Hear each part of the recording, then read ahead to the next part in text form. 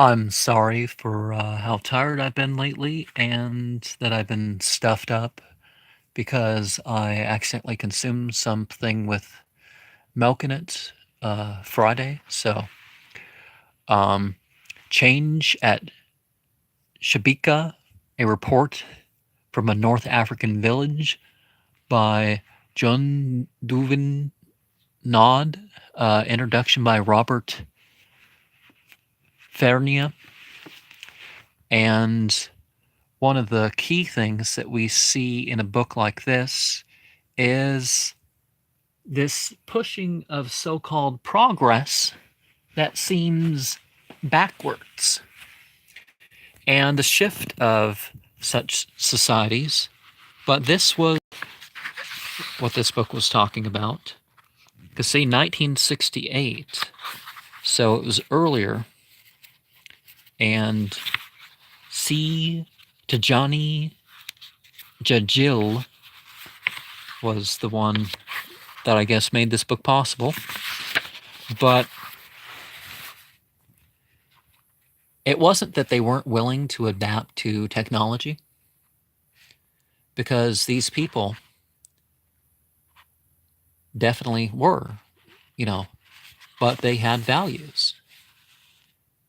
And but their but society shifted, at least for them.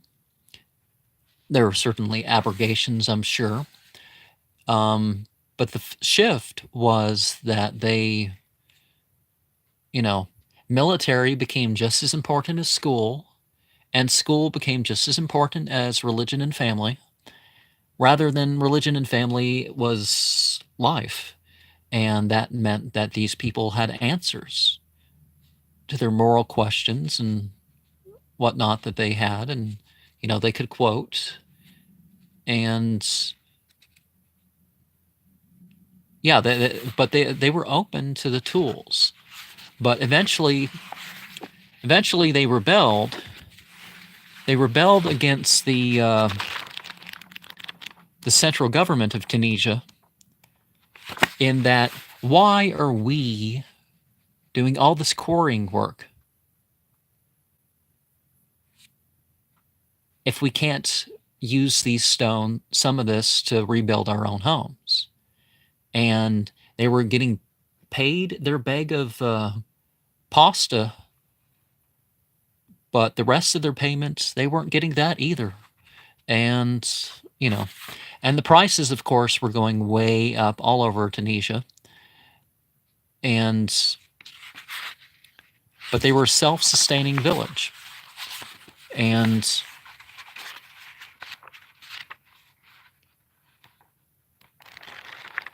you see the tribal conflict of why two groups of people couldn't intermarry, but they could socially interact. We see the interesting case of Sidi Sultan, which, if you go further up in the northwest corner of Africa, Sidi Sultan sort of sounds like the devil. Because when the people who worshipped God alone, the rituals, sacrifices, and otherwise, were pretty easy to do. But Sidi Sultan, it wasn't just you have the right intention and bring something good.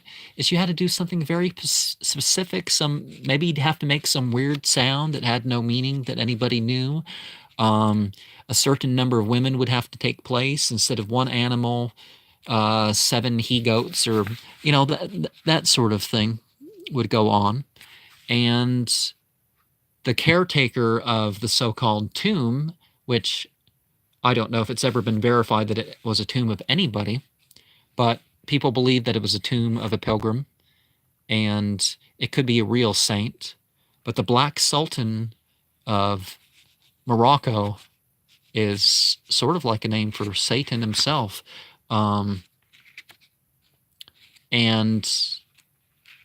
people believe that Sidi Sultan had power, and